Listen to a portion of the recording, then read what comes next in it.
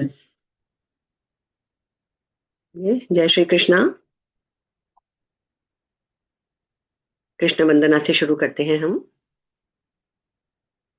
वसुदेव सुतं देवं कंस चाणूर मर्दनम देवकी परमानंदम कृष्णं वंदे जगद्गुरुम।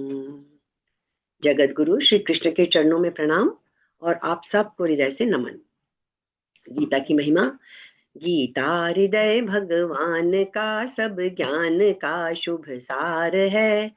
इस शुद्ध गीता ज्ञान से ही चल रहा संसार है। गीता परम विद्या सनातन सर्व शास्त्र प्रधान है। पर ब्रह्म रूपी मोक्षकारी नित्य गीता ज्ञान है। यह मोह माया कष्ट में तरना जिसे संसार हो, वह बैठ गीता नाव में सुख से सहज में पार हो। संसार के सब ज्ञान का यह ज्ञानमय भंडार है। श्रुति उपनिषद वेदांत ग्रंथों का परम शुभ सार है। तो हमारा 9वां अध्याय चल रहा है। ऑलमोस्ट हम समाप्ति पे हैं। 32, 33 और 34 तीन लास्ट के श्लोक हैं जो हमने थोड़े से समझे थे। थोड़ा और अच्छे से समझ के फिर ये 9वां अध्याय हमारा संपूर्ण हो जाएगा। तो क्या था हमारा 32वां श्लोक। जैसे ये जो प्रकरण है ना, इसमें भगवान ने अपनी भक्ति के 7 अधिकारी बताए कि कौन कौन भगवान की भक्ति कर सकता है, और उसमें प्रभु ने कुछ भी नहीं छोड़ा। जैसे हम सोचे ना कि भाई भगवान की भक्ति करने के लिए तो ऐसा होना चाहिए, सदाचारी होना चाहिए, ये वाला हो, खूब पूजा पाठ वाला हो, ज्ञानी हो, ये हो वो हो। कुछ नहीं।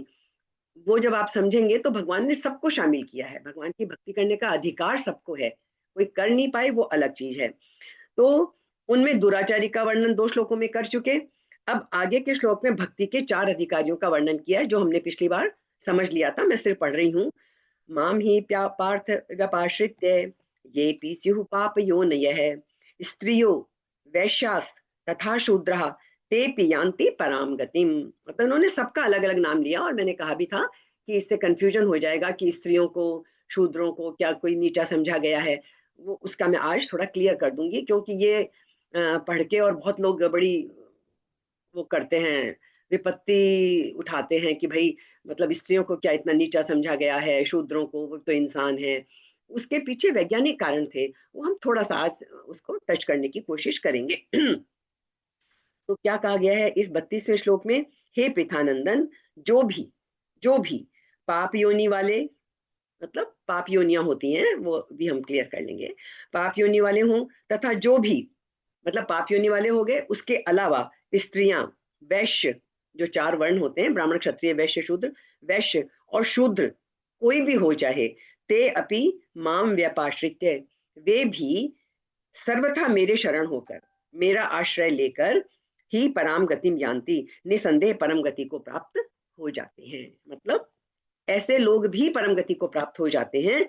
तो फिर जब ऐसे लोग भी परम गति को प्राप्त हो जाते हैं तो फिर क्या, फिर जो अच्छे हैं, जो उच्च उसमें है, उच्च स्तर पे हैं, उनका तो कहना ही क्या। जैसे हम बोलते हैं ना कि अरे ये एग्जाम तो इतना अच्छा है कि इसको तो ये साधारण वाले स्टूडेंट्स भी पास कर लेंगे, फिर जो 90+ वाले हैं उनका तो कहना ही क्या। ऐसे हम करते हैं ना हर चीजों में। तो ऐसे ही फिर प्रभु बोलते हैं कि ये सब जो इतने निम्न स्तर पे हैं, कोई भी किसी भी तरह से, वो भी जब मेरे को प्राप्त कर सकते हैं, तो फिर 33वां श्लोक पढ़ रही हूँ। किम पुनर्ब्राह्मणा पुण्या भक्ता राजर्षयस्तथा अनित्यम सुखम लोकम इमं प्राप्य भजस्व माम। भाई फिर क्या कहते हैं कि जब ऐसे ऐसे लोग मुझे प्राप्त करने की क्षमता रखते हैं, तो फिर जो पवित्र आचरण करने वाले हैं, जो ब्राह्मण हैं, जो राजर्षि, राजर्षि बोलते हैं जो क्षत्रिय होकर और भक्ति में लग जाता है, या जिसको ज्ञान की प्राप्ति हो जाती है, तो जो ऋषि बन जाता है, और ऋषि स्वरूप क्षत्रिय भक्ता भगवान के भक्त हों, भाई जो नीची कैटेगरी के हैं वो भी ईश्वर को पा सकते हैं, तो फिर जो पवित्र आचरण करने वाले हैं, पुण्य करने वाले लोग हैं, ब्राह्मण हैं, राजर्षि हैं, ऐसे क्षत्रिय वैश्य भगवान के भक्त हों तो वो भी परम गति को प्राप्त हो जाएं, तो इसमें तो कहना ही क्या है। जब इतनी सी क्षमता वाला भगवान को प्राप्त कर सकता है, तो जिसमें इतनी क्षमता है वो भगवान को प्राप्त करे, वो तो कहने की बात ही क्या है फिर। इसलिए इमम अनित्यम असुखम लोकम, बस ये शब्द हमें बहुत ध्यान से याद रखने हैं, इन्हीं में सारा सार है। जो कि मैंने कहा ना, गीता का तो एक श्लोक के चौथे हिस्से में भी यदि ध्यान दे लिया, किसी एक शब्द को भी पकड़ लिया, तो पूरा सार आ जाएगा। तो क्या कह रहे हैं कृष्ण, तो इसलिए इमम, इस अनित्यम, अनित्य, असुखम, सुख रहित, लोकम, शरीर को प्राप्त करके तू मेरा भजन कर। अब ये विशेषण है अनित्य, असुख। देखिए एक तो होता है, अभी हम समझेंगे इसको, एक तो होता है दुख की कमी, और एक होती है सुख की कमी। मतलब एक तो हम कहें कि ये चीज वो पर्यायवाची नहीं है, इसको बहुत अच्छे से समझेंगे तो यहाँ इन्होंने, कृष्ण ने क्या कहा, असुखम, सुख रहित। ये जो सारा संसार और ये सब है ना, हम इसमें सुख ढूंढते हैं, ये सुख रहित है। एक तो ये कहा जाए कि जैसे बुद्ध ने कहा कि ये संसार तो दुखमय है, दुख ही दुख है, तो ये कहने का तरीका ही अलग नहीं है, गहराई में जाएंगे तो बड़ा फर्क है। एक तो हम कहें कि ये संसार दुख ही दुख है, दुख से भरा हुआ है। दूसरी बात हम कह रहे हैं कि सुख रहित है। हम ये नहीं कह रहे कि दुखों से रहित है, हम दुख की बात ही नहीं कर रहे, हम कह रहे हैं सुख रहित है। उसका कारण क्या है वो अभी हम अच्छे से सब समझ लेंगे। तो ये हो गया हमारा 33वां श्लोक। एक बार हम थोड़ा सा 34वां श्लोक एक बार पढ़ लेते हैं, कि जब ये सब कर सकते हैं तो 29वें श्लोक से लेकर 33वें श्लोक तक भगवान के भजन की बात मुख्य रूप से आई है। अब ये जो लास्ट श्लोक है 9वें अध्याय का, इसमें उस भजन का स्वरूप बताते हैं कि जो भजन करना है हमें, उस भजन का स्वरूप क्या है, कैसा होना चाहिए वो भगवान का भजन। हम पहले भी बात कर चुके हैं कि कंठी माला धारण कर ली, पूजा पाठ कर ली, आरती कर लिए, 4-4 घंटे बैठ के पाठ कर लिए, वो भक्ति नहीं है यहाँ भगवान की। वो गीता में कभी वैसी, वो सब तरीके हैं, वो पद्धतियां हैं, वो अलग अलग तरीके हैं सबके। भगवान की भक्ति कैसी है, जो यहाँ कृष्ण गीता में कहते हैं, मन मना भव मद भक्तो मद्याजी माम नमस्कुरु मामे वैश्यसी युक्तैव मात्मानं मत्परायण है। ये भक्ति चाहिए। कैसी भक्ति चाहिए, मद भक्त है भाव, अर्जुन तू मेरा भक्त हो जा, मेरा भक्त हो जा। मन मना, मुझ में मन वाला हो जा। ये सारा खेल मन का ही तो है, ये मन ही तो हमारे वश में नहीं है, मन ही तो हम भगवान का नहीं कर पाते हैं। तो मन मना भाव मद भक्ता, तो ये क्या कह रहे हैं, तू मेरा भक्त हो जा, मन मना, मुझ में मन वाला हो जा, मद्याजी, मत याजी, मेरा पूजन करने वाला हो जा, माम नमस्कुरु, और मुझे नमस्कार करने वाला हो जा, मेरे को ही नमस्कार कर तू। एवं, यदि तू ये सब कर लेता है, एवं आत्मानम, इस प्रकार अपने आप को युक्तवा, मेरे साथ लगाकर, मेरे साथ उसको तू जोड़कर, लगाकर, मत परायण है, मेरे परायण हुआ। यदि भगवान को ही, भगवान के ही भक्त हो गए, भगवान में ही मन लगा लिया, भगवान का ही पूजन करने वाले हो गए, उन्हीं को नमस्कार कर रहे हैं, तो क्या हुआ, हम पूरी तरह ईश्वर में, ईश्वर के परायण हो गए। तो कृष्ण कहते हैं मेरे परायण हुआ तू, माम एव एष्यसि, मुझे ही प्राप्त होगा। जिस चीज में हम पूरी तरह से लगे हुए हैं वही तो चीज हमें मिलेगी ना। तो वो कहते हैं इस तरह तो मुझे ही प्राप्त होगा। ये 9वें अध्याय का 34वां श्लोक जो हमने अच्छे से समझ लिया। अब हम इसको थोड़ा समझते हैं, देखिए थोड़ा खास उसमें जाते हैं। ये जो 32वां श्लोक आपने देखा ना, एक बार आधुनिक मन को क्या है, बड़ा धक्का सा लगेगा, बड़ा धक्का लगेगा, चाह होगी कि हाँ ये सूत्र ना होता तो अच्छा होता। आज का विचार इस सूत्र को बड़ी कठिनाई पाएगा समझने में। श्री कृष्ण ने कहा है, अर्जुन पाप योनि वाले, थोड़ा ध्यान से समझ लीजिएगा, सबको यदि जरा भी ध्यान से देखेंगे ना इस श्लोक को, तो आपको बड़ा वो लगेगा कि अच्छा स्त्रियों को भी ऐसा कह दिया,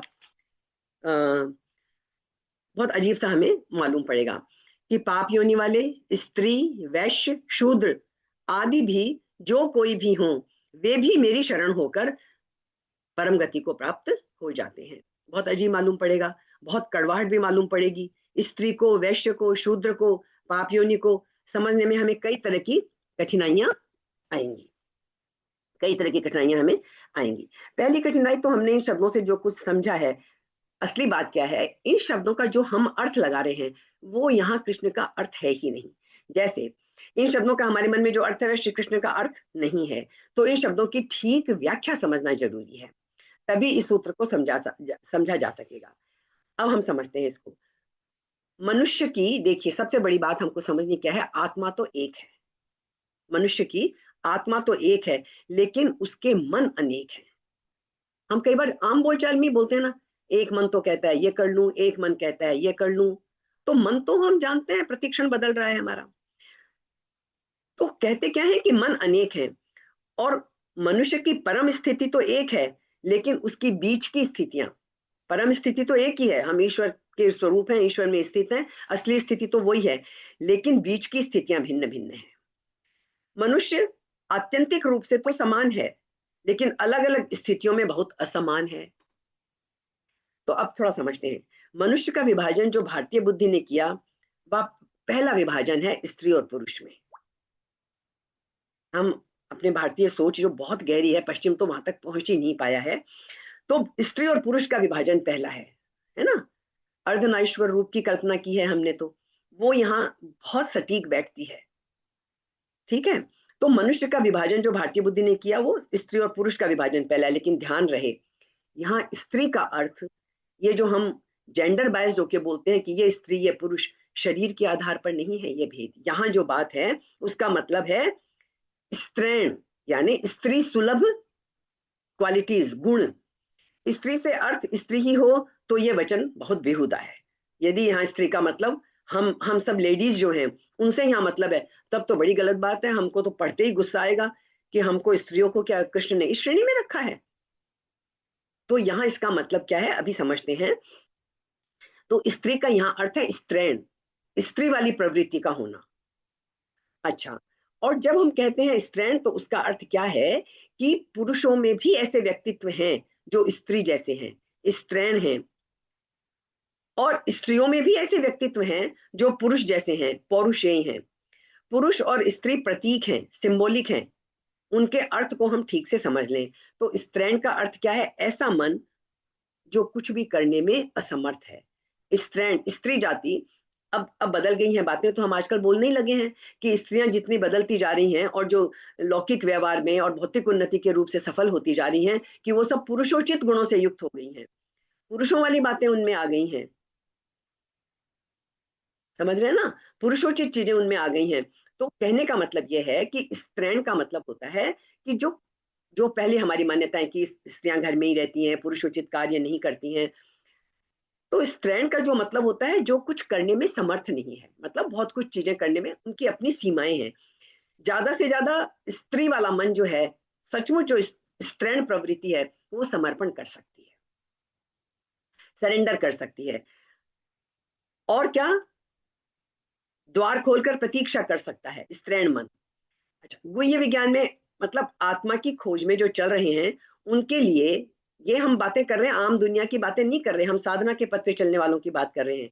आत्मा की खोज में जो चल रहे हैं उनके लिए स्त्रैण का अर्थ है ऐसा व्यक्तित्व जो कुछ भी करने में समर्थ नहीं है। कुछ भी करने में मीन्स हर चीज को करने में वो समर्थ नहीं है। उसकी खासियत क्या है, उसको प्रतीक्षा कर सकता है लेकिन यात्रा नहीं कर सकता, जो राह दे सकता है, राह देख सकता है लेकिन खोज नहीं कर सकता, इसे स्त्रैण कहने का कारण है। जैसे अभी हम पूरे टाइम से देखिए, अभी स्थितियां बदल गई वो छोड़िए, स्त्री और पुरुष का जो संबंध है उसमें हमने क्या देखा हमेशा से, ये तो अब बातें बदली हैं कि बराबरी, ये नहीं, हमेशा से क्या रहा, पुरुष खोज करता है, स्त्री केवल प्रतीक्षा करती है। हमने तो अपने बचपन में ही खूब देखा है, जेंट्स कमाने बाहर चले जाते थे, सारी जिम्मेदारी लेते थे, और स्त्री घर पे रहकर और बच्चों का पालन पोषण करती थी, प्रतीक्षा करती थी। साल भर में वो हस्बैंड परदेश से, मतलब जहां वो कमाने गया है वहां से कभी साल में 2 बार आ गए, कभी साल में 1 बार आ गए, कभी 2-2 साल में भी आए। तो स्त्री स्त्रैण प्रवृत्ति जो है वो प्रतीक्षा करने की होती है। पहल भी पुरुष करता है, स्त्री केवल बाट जो होती है ना। अच्छा, प्रेम में भी स्त्री प्रतीक्षा करती है, राह देखती है। अगर कोई स्त्री प्रेम में पहल करने लगे, अब आजकल की बातें छोड़िए, फिल्मों की और आजकल का सब, वो हमेशा एक पुरानी बात चली आ रही है, पहल पुरुष ही करता है, स्त्री तो अ, शर्म में और उसी में रहती है।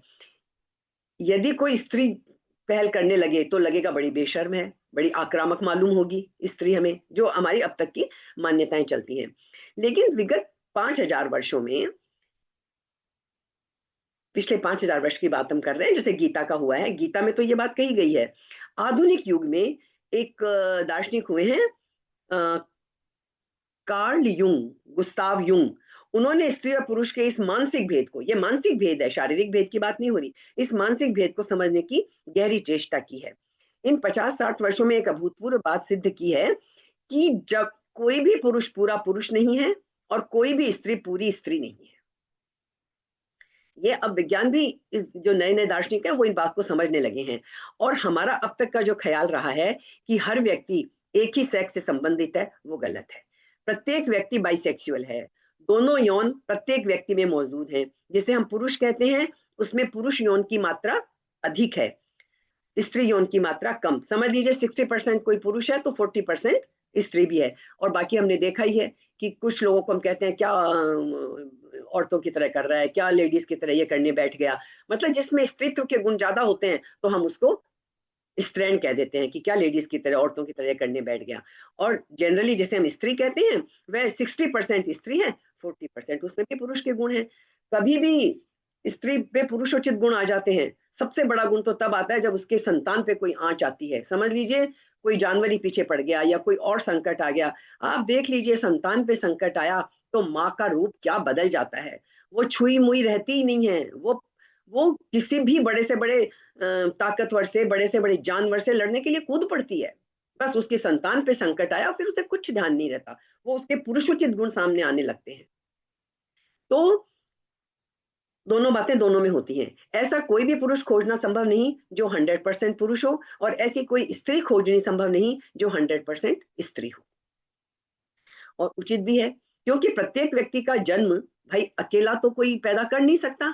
पुरुष और स्त्री दोनों के समागम से संतान का जन्म होता है, व्यक्ति का जन्म होता है, इसलिए दोनों ही उसके भीतर प्रवेश कर जाते हैं। उसमें स्त्रीत्व के गुण भी आ जाते हैं, उसमें पुरुषत्व के गुण भी आ जाते हैं। ठीक है, तो दोनों के जन्म के लिए स्त्री पुरुष का मिलन अनिवार्य है। दोनों के कणों से, दोनों के जीवाणुओं से मिलकर व्यक्ति का जन्म होता है, तो दोनों के गुण उसमें प्रवेश कर जाते हैं। बस फर्क मात्रा का, 40-60% कह लो, किसी में 30-70% कह लो, जो जिसमें जितने परसेंट में है उसका वही रूप ज्यादा उभर कर सामने आता है। तो अर्थ ये हुआ कि जो व्यक्ति ऊपर से पुरुष दिखाई पड़ता है उसके भीतर भी कुछ प्रतिशत मात्रा स्त्री की छिपी होती है। जो स्त्री दिखाई पड़ती है उसके भीतर भी कुछ मात्रा पुरुष की छिपी होती है। और इसलिए ऐसा भी हो सकता है, वैसे मैंने बताया कि किन्हीं क्षणों में स्त्री पुरुष जैसा व्यवहार करे और किन्हीं क्षणों में पुरुष स्त्री जैसा व्यवहार करे। ऐसा भी हो सकता है कि किन्हीं क्षणों में जो भीतर है वह ऊपर आ जाए और जो ऊपर है वो नीचे चला जाए। दब जाती है ना, कई बार कोई सा गुण उभर के आ जाता है, कई बार कोई सा गुण उभर कर आ जाता है। तो यहाँ श्री कृष्ण का अर्थ है कि जैसे कि अभी हमने बताया ना कि कार्ल जुंग ने एक नए अर्थ को प्रकट किया है। श्री कृष्ण कहते हैं स्त्रियां भी मुझे उपलब्ध हो जाती हैं, कहने का मतलब ये है यहाँ पे, ये फीमेल बॉडी वाली बात नहीं है। कृष्ण का मतलब यह है कि जो एक कदम भी नहीं चलते, जैसे स्त्रियां कम एक्टिव होती हैं, है ना, तो उनका कहना है कि जो साधना की तरफ जो नहीं चलते हैं, और आप देखिए सालों से देखिए ऋषि, कुछ कुछ अपवाद स्वरूप स्त्रियां हुई हैं ऋषि, और वो ज्यादातर पुरुष ही हुए हैं। जितने भी ऋषि महर्षि बड़े बड़े जो वेदों के ज्ञाता, वेदों के दृष्टा कहना चाहिए, जिन्होंने ऋचाएं जिनके सामने प्रकट हुई, तो स्त्रियां कम ही होती थी इस क्षेत्र में भी। तो जब श्री कृष्ण कहते हैं स्त्रियां भी मुझे उपलब्ध हो जाती हैं, इसका मतलब है कि जो एक कदम भी नहीं चलते, जो लोग, यहाँ पे स्त्री पुरुष की बात नहीं है, जो एक कदम भी नहीं चलते, मात्र प्रतीक्षा करते हैं कि भगवान मिल जाए बस हमें, चलते नहीं है, एफर्ट नहीं करते हैं, तो अर्जुन, कृष्ण कहते हैं कि जिनके मन में आक्रमण ही नहीं है, परमात्मा की खोज में जो एग्रेसिव नहीं हो सकते हैं, उनको भी मैं मिल सकता हूं। कब? यदि वो अनन्य भाव से मुझे पुकारते हैं, जैसे स्त्रियां होती थी। और ये जो बात आपने देखी है ना ये भी मैं बताती हूँ कि जो पति को परमेश्वर मानने वाली जो पुरानी धारणा थी, वो बहुत वैज्ञानिक धारणा थी कि जब आप पति में भी परमेश्वर को देखें, तो आपका पारिवारिक जीवन और वो सब तो अच्छा चल ही जाएगा। लेकिन वो जो सिद्धांत है गहरा कि जो कण-कण में ईश्वर को देखो, तो फिर वो वहाँ भी यदि आप परमेश्वर को देखने लग जाते हैं, तो वो स्त्री के लिए वो सुगम हो जाता है रास्ता, ईश्वर को पाना। तो यहाँ क्या अनन्य भाव से, पतिव्रता स्त्री बस अनन्य भाव से पति की ही सेवा में रहती थी। तो ये कहते हैं कि अनन्य भाव से मुझे पुकारते ही हैं, जो बदले में कुछ भी चुकाने को तैयार नहीं होते, जो मुकाबले में कुछ भी दाँव पर नहीं लगाते। तपस्या करने वाले तो जो साधु संत ऋषि लोग हैं, पहाड़ों पे जाते हैं, क्या-क्या अपना दाँव पे लगा देते हैं, ठंड सहते हैं, गर्मी सहते हैं, बारिश में खड़े होते हैं, एक पैर पे खड़े होते हैं, मतलब जाने कितनी-कितनी चीज़ें त्याग के जाते हैं। तो कहते हैं कृष्ण कि पर यदि कोई अनन्य भाव से मुझे भजता है, मेरे लिए कोई कुछ भी ख़ास नहीं करता है, लेकिन भाव अनन्य है, तो क्या करना है? वो नहीं उठ के आते मेरे पास, मुझे जाना पड़ता है उनके पास, उनके दरवाजे तक मैं जाता हूँ, क्योंकि उन्हें और कुछ है ही नहीं, वो अनन्य भाव से मुझे भज रहे हैं, उन्हें जहाँ भी दिखता है, वो भगवान को ही भज रहे हैं। तो ऐसी स्त्रैण प्रवृत्ति वाले लोगों को भी मैं मिल जाता हूँ, यहाँ स्त्री शब्द का ये अर्थ है। ऐसे ही यहाँ और सब चीज़ों का भी अर्थ है, बहुत ज़्यादा डिटेल में नहीं जाते। तो दूसरी बात जैसे हम ये देख लें कि स्त्री का जैसे हमने देखा प्रतीक्षा करना, है ना? उसे खोजना पड़ेगा। पुरुष जो है वो खोजने का लक्षण है। तो स्त्री और पुरुष का इससे कोई संबंध नहीं। कृष्ण का कहना है जो स्त्रैण स्त्री प्रवृत्ति के हैं, वे भी अर्जुन मुझे पाने में समर्थ हो जाते हैं। फिर आया है वैश्य और शूद्र। इनको भी इसी तरह समझ लीजिए। वैश्य भी हमने जैसे ये जो हमने वर्ण व्यवस्था करी, ये बड़े अच्छे सिस्टम के लिए की गई थी। बहुत गहराई में जाएँगे तो समय ज़्यादा लग जाएगा, संक्षेप में बताती हूँ। ब्राह्मण, क्षत्रिय, वैश्य और शूद्र ये किए बड़े अच्छे वैज्ञानिक तरीके से थे, पर ये प्रयोग सफल हो नहीं पाया। जैसे हम सब जानते हैं ना कि ये व्यवस्था इसलिए की गई थी कि ब्राह्मण, क्षत्रिय, वैश्य, शूद्र की जब हम जानते हैं कि जब कोई आत्मा पुनर्जन्म मतलब जब गर्भ में आना चाहती है, वो अपना ढूँढती है कि उसके अनुकूल कौन-सा गर्भ होगा। तो ये व्यवस्था इसलिए की गई थी कि जो ब्राह्मण प्रवृत्ति के लोग हैं, वो यदि ब्राह्मण कुलों में ही पैदा होते रहें, तो उन्हें आसानी होगी क्योंकि ब्राह्मण कुल में उन्हें वो ईश्वर की तरफ चलने की सुविधाएँ ज़्यादा अच्छी तरह मिल जाएँगी, बचपन से ही मिल जाएँगी और ऐसे वातावरण में हुए जहाँ ईश्वर का नामो-निशान नहीं, भगवत भक्ति की तरफ ध्यान नहीं, तो हो सकता है पिछले जन्मों की वजह से उन्हें कभी वो चेतना आ तो जाए, लेकिन हो सकता है उसमें 40 साल लग जाए, 45 साल लग जाए, तो वो समय उनका व्यर्थ चला जाता है। तो हमारे यहाँ व्यवस्था इसलिए की गई थी, लेकिन वो रूढ़ हो गई चीज़ें, वो असली अर्थ में नहीं रही कि ब्राह्मण क्या, वैश्य क्या, तो शूद्र ये जो व्यवस्था थी ब्राह्मण, क्षत्रिय, वैश्य, शूद्र, इसमें शूद्र हम उस व्यक्ति को कहते हैं जो शरीर के इर्द-गिर्द जीता है। इस तरह से तो हम समझ लीजिए हम सब आजकल शूद्र ही हैं और कहा भी जाता है कि पैदा तो सब शूद्र ही होते हैं, यानी सब शरीर के स्तर पर ही जीते हैं और आजकल तो हम देखें शरीर से आगे कोई बढ़ ही नहीं पाता है। शरीर ही सब कुछ है हमारे लिए। तो जो शरीर के इर्द-गिर्द जीता है, शरीर से ज़्यादा जिसे अस्तित्व में कुछ दिखाई ही नहीं पड़ता कि जो कुछ है बस मेरा ये शरीर है ना? शरीर ही जिसका परमात्मा है, बस शरीर सुख से रहे तो ये प्रसन्न है, शरीर में कोई दुःख आ जाए तो ये दुखी है, शरीर की माँग पूरी हो जाए बस। मतलब ये कि शूद्र वो है जिसके व्यक्तित्व का केंद्र सिर्फ़ और सिर्फ़ शरीर है। मतलब अभी वो आगे की स्थितियों की तरफ उसकी गति ही नहीं गई है। उच्चतर भावों की तरफ अभी उसका कदम ही आगे नहीं बढ़ा है। बहुत अनूठी बात भारतीय शास्त्रों ने कही है कि सभी व्यक्ति जन्म से शूद्र होते हैं। तो ये जो व्यवस्था हमारी बनाई गई थी, वो इसलिए कि आप शूद्र से ऊपर उठ सकते हो, वैश्य बन सकते हो, आप क्षत्रिय बन सकते हो, आप ब्राह्मण बन सकते हो। लेकिन वो हो क्या गया कि वो जन्म के साथ जुड़ गई। ब्राह्मण कुल में पैदा हुआ, तो वो ब्राह्मण हो गया, चाहे उसकी प्रवृत्ति शूद्र जैसी ही हो, वो भगवान की तरफ एक कदम भी ना चलता हो। और कई ऐसे हम जानते हैं कितने भक्त हैं ना, कबीर हैं, रैदास हैं, जो शूद्रों में पैदा हो गए, लेकिन वो थे वो भगवान के बहुत बड़े भक्त। तो वो जन्म के अनुसार जो होने लग गया ना, वो फिर समाज में हमारे गड़बड़ हो गई। अगर हमारे भीतर से शूद्र विलीन हो गया है, तो फिर हमें मृत्यु की पीड़ा ही नहीं होगी। ये बात अच्छे से समझ लीजिए। कई लोग मरने से डरते नहीं हैं। मरने से सिर्फ़ वही लोग डरते हैं जो अभी अंदर से शूद्र ही बने हुए हैं, मतलब जिनके लिए शरीर ही सब कुछ है। जिस दिन हम शरीर से ऊपर उठ जाएँगे, ये शरीर तो बहुत ही मतलब बोलते हैं ना कि एक बेसिक सी चीज़ है। हमें तो बहुत ऊपर उठना है, वैश्य बनना है, क्षत्रिय बनना है, ब्राह्मण बनना है, उस उच्च अवस्था को पाना है। तो शूद्र विलीन हो गया तो मृत्यु की पीड़ा नहीं होगी। क्यों? क्योंकि मृत्यु की पीड़ा शरीर के मरने की पीड़ा है। जब हम कहते हैं, इसी तरह समझाते हैं ना, जब हम किसी की डेथ हो जाती है तो आत्मा तो अमर है, आत्मा ने सिर्फ वस्त्र बदले हैं, यही सब बातें हम समझाते हैं, यही सब बार बार पढ़ते हैं ना। तो शरीर शरीर ही तो गया है। तो दुख तब होता है जब हम शरीर के स्तर पर ही रुके रह जाते हैं, तभी दुख होता है सारा। तो जिसके भीतर से शूद्र विलीन हो गया, उसका शरीर का दृष्टिकोण ही बदल जाता है। अब वो भली भांति जानता है कि मैं शरीर नहीं हूं, ये शरीर तो मेरा एक चोला है, एक वस्त्र है, बस इससे ज्यादा कुछ नहीं है। तो संक्षेप में कहें तो जो ऐसा मानता है कि मैं शरीर ही हूं, वह शूद्र है। देखिए, ये बहुत लंबी खींच सकते हैं इन बातों को, संक्षेप में समझ लेते हैं। मैं शरीर ही हूं, सब कुछ शरीर है, शरीर पर मैं समाप्त हो जाता हूँ, शरीर ही मेरा जीवन, शरीर ही मेरी मृत्यु, शरीर के पार मैं कुछ भी नहीं हूँ। तो शरीर ही मेरी सीमा है, यह है शूद्र का अर्थ। इसलिए शूद्र को कहते हैं निम्नतम। निम्नतम का कारण इतना ही है कि शूद्र होना जीवन की सिर्फ बुनियाद है। जैसे हम भवन बनाते हैं, बिल्डिंग बनाते हैं, तो पहले हम नींव रखते हैं, बुनियाद रखते हैं, उसके ऊपर हम भवन खड़ा कर सकते हैं। पर हम सब ज्यादातर बस उस बुनियाद पे ही रुक जाते हैं। हम भवन बना के ऊपर शिखर भी बना सकते हैं, लेकिन हम वहां तक पहुंचते ही नहीं है, क्योंकि हम शरीर के स्तर पर ही रुक जाते हैं, आगे हम बढ़ते ही नहीं है। तो श्री कृष्ण कहते हैं कि शूद्र भी, जो केवल अपने को शरीर में ही जिलाए रखते हैं, शरीर के आसपास ही घूमते रहते हैं, वे भी, लेकिन कृष्ण यहाँ कितना बड़ा आश्वासन देते हैं कि ऐसे शूद्र व्यक्ति भी यदि अनन्य भाव से मेरा स्मरण कर लें, कि बस अनन्य भाव, अनन्य न अन्य, कोई और दूसरा नहीं, बस प्रभु तू ही तू है, तो हे अर्जुन, वे भी मुक्त हो जाते हैं। कितना बड़ा आश्वासन है। श्री कृष्ण बिल्कुल निम्नतम जो चित्त की दशा हो सकती है, तो ये शूद्र जो है ना, चित्त की निम्नतम दशा है, और हमें इसे ऊपर उठाते जाना है। उसके लिए भी कह रहे हैं कि उस दशा में भी, उतने अंधकार में पड़ा हुआ भी अगर मेरा स्मरण करे, तो प्रकाश की किरण उस तक भी पहुंच जाती है।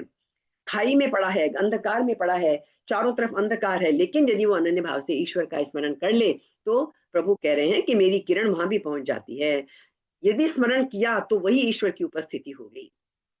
ये यहाँ कहने का मतलब है।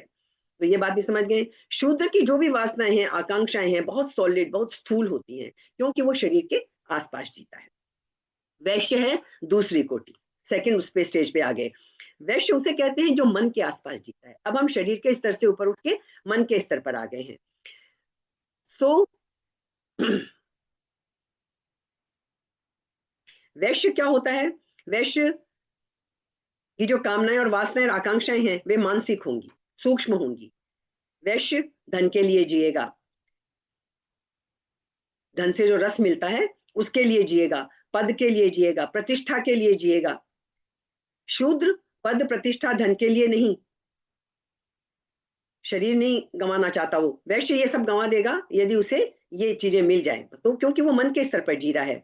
तो एक लिहाज से शूद्र शरीर से स्वस्थ होगा, वैश्य अस्वस्थ होने लगेगा। एक लिहाज से शूद्र के पास प्रकृति के संपर्क का द्वार बहुत स्पष्ट होगा, संवेदनशील होगा। वैश्य प्रकृति के साथ संवेदनक होने लगेगा, क्योंकि वो स्थूल चीजों में नहीं अटका है, वो मन तक पहुंच गया है। लेकिन परमात्मा की तरफ वह एक कदम ऊपर उठ जाएगा। शूद्र की अपेक्षा वैश्य परमात्मा की तरफ उसने एक कदम आगे बढ़ा लिया है। तो श्री कृष्ण कहते हैं, वैश्य भी अगर मुझे स्मरण करे तो वे भी मुझे उपलब्ध हो जाते हैं। वे जो अभी मन से घिरे हैं और आत्मा तक जिनका कोई कदम नहीं उठा है, शूद्र तो शरीर तक ही रह गए, वे भी अगर मुझे स्मरण करें तो उन तक भी मेरी किरण पहुंच जाती है, उन तक भी मेरी किरण पहुंच जाती है। ठीक है, मोटा मोटी समझ लिया। तीसरी कोटि आती है क्षत्रिय की। क्षत्रिय का अर्थ है जो शरीर और मन दोनों के पार उठकर आत्मा में जीना शुरू करते हैं। तो शूद्र और वैश्य को हम थोड़ा नीचे का मानते हैं, और फिर हम क्षत्रिय और ब्राह्मण को ऊंचा मानते हैं। तो जो आत्मा में जीने की चेष्टा करे, शरीर का भी मूल्य नहीं है, मन का भी मूल्य नहीं है, सिर्फ आत्मगौरव का ही मूल्य है, वो क्षत्रिय है। ठीक है, इसलिए क्षत्रिय को देखो आप, धन को भी लात मार देगा, शरीर को भी लात मार देगा, मन की भी चिंता छोड़ देगा, लेकिन आत्मगौरव उसके लिए सबसे ज्यादा कीमती होता है। आत्मगौरव के लिए वो सब कुछ गंवा सकता है। और चौथी कोटि आती है ब्राह्मण की। ब्राह्मण से अर्थ है जो आत्मा से भी पार हट जाए, जो ब्रह्म में जिए, वो है ब्राह्मण। जो ब्रह्म में जीता है वो है ब्राह्मण। उसके लिए अब ना शरीर का कोई मूल्य है, ना मन का कोई मूल्य है, ना आत्मा का कोई मूल्य है। उसके लिए सिर्फ और सिर्फ परमात्मा मूल्यवान रह गया है। वो है ब्राह्मण की कैटेगरी। जब हम इन सब से ऊपर उठकर परमात्मा को लक्ष्य मान लेते हैं, परमात्मा को अपने समीप मान लेते हैं। तो श्री कृष्ण कहते हैं पहले 2 प्रकार के वाले लोग भी मुझे उपलब्ध हो जाते हैं, तो बाद के 2 प्रकार वाले लोगों का तो कहना ही क्या। हमने 33वें श्लोक में पढ़ा था ना कि जब शूद्र और स्त्रियां मतलब इस प्रकृति के लोग भी जब प्राप्त हो सकते हैं, तो किम पुनर्ब्राह्मणा पुण्या भक्ता राजर्षयस तथा, तो फिर क्षत्रिय और ब्राह्मणों का तो कहना ही क्या है, वो भी मुझे उपलब्ध हो जाते हैं। ठीक है। अब अगर मन के प्रकार की तरह समझें तो इस सूत्र में हमें कोई कठिनाई फिर रह नहीं जाएगी। जैसे मन के जो प्रकार हैं इनको जन्म से जोड़ने की एक अभूतपूर्व चेष्टा की गई थी, ये जो मैंने बताया ना, ब्राह्मण क्षत्रिय वैश्य शूद्र बनाए गए थे, लेकिन ये प्रयोग उतना सफल नहीं हो सका और ये रूढ़ अर्थों में हो गया। इसको हमने जन्म से बना लिया कि जन्म से ब्राह्मण पैदा हुआ तो ब्राह्मण, चाहे उसमें धेले की ही भी अक्कल ना हो परमात्मा की तरफ चलने की। तो इसलिए जब हम कहते हैं ना व्यक्ति मरता है तो उसकी आत्मा भटकती है, ये सब बातें हमने थोड़ी डिस्कस कर ली कि ये ब्राह्मण क्षत्रिय वैश्य शूद्र जो हैं वो हमारे चेतना की अवस्थाएं हैं। प्रयोग मुश्किल था इसलिए उतना सफल नहीं हो पाया, उतनी डिटेल में हम नहीं जाते हैं। अब हम देखते हैं कि एक और अद्भुत सूत्र खोजा था, और वो सूत्र क्या था, प्रत्येक आत्मा को हम उसके जीवन के चुनाव में भी मार्ग निर्देश कर सके।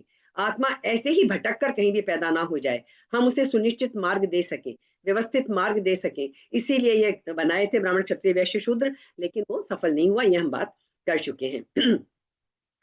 तो अब जैसे आप देखो ना, शूद्रों में भी देखो तो इन 5000 सालों में आप देखें तो शूद्रों में कोई ऐसा बहुत बड़े संत और ऐसे पैदा नहीं हुए हैं। तो ऐसा इसलिए कहा ताकि श्री कृष्ण का अर्थ साफ हो सके।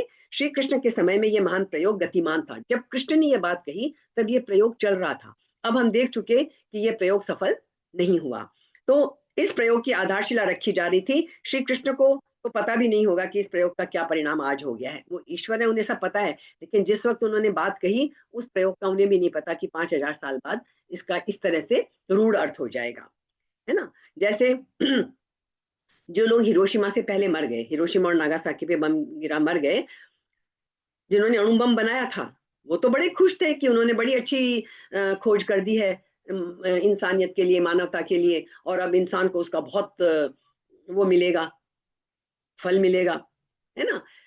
वो तो मर गए, वो तो खुशी से मर गए कि हमने बड़ी अच्छी खोज कर दी। वो वैज्ञानिक अभागे थे जिन्होंने अपने हाथ से अपने सामने आदमियत को जलते हुए देखा, अपनी ही खोज का ये परिणाम।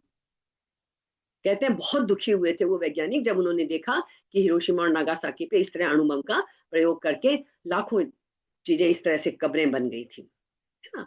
तो श्री कृष्ण ने जब ये सूत्र कहा था तब मनुष्य के प्रकार का, मनुष्य के ये महान प्रयोग गतिमान था, स्वस्थ था, विकसित हो रहा था, अंकुरित हो रहा था, सड़ नहीं गया था। तो श्री कृष्ण कहते हैं शूद्र हो कि वैश्य हो, स्त्री हो कि कोई भी हो, वो मेरी शरण को पाकर परम गति को प्राप्त हो जाते हैं। यहाँ कोई निंदा का स्वर नहीं है, यहाँ केवल तथ्य, एक फैक्ट बताया जा रहा है।